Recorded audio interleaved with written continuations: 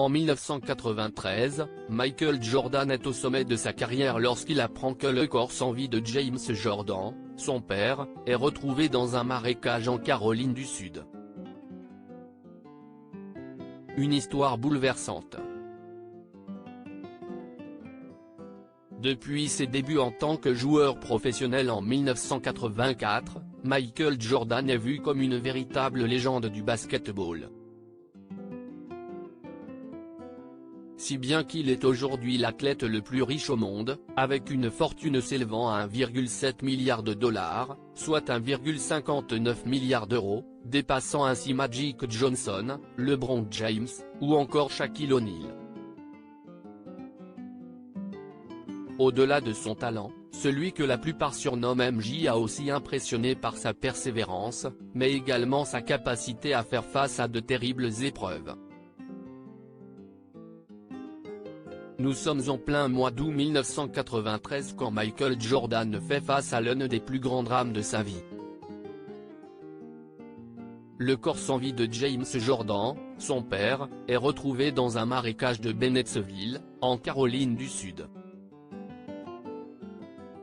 Mais ce n'est que 10 jours plus tard que le quinquagénaire a pu être identifié. L'enquête révélera par la suite que James Jordan a été tué par balle à la suite d'un carjacking.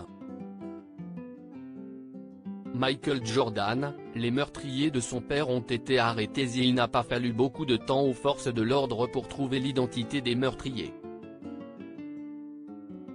Après avoir découvert le corps sans vie de James Jordan, les autorités remarquent que son téléphone portable a disparu. Les investigations relèvent ensuite une activité suspecte sur la ligne téléphonique ayant appartenu au défunt. Un fait qui a permis l'arrestation de Daniel André Green et Larry Martin de Mary, les deux criminels, qui, pendant tout ce temps, utilisaient régulièrement le téléphone de James Jordan.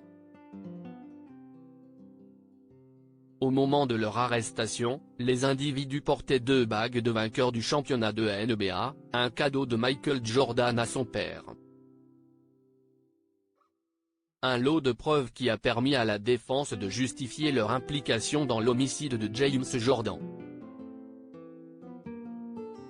Au cours de leur procès, Daniel André Green et Larry Martin de Mary, qui ont reconnu les faits, ont tous les deux été déclarés coupables et condamnés à la prison à vie, d'après le New York Post.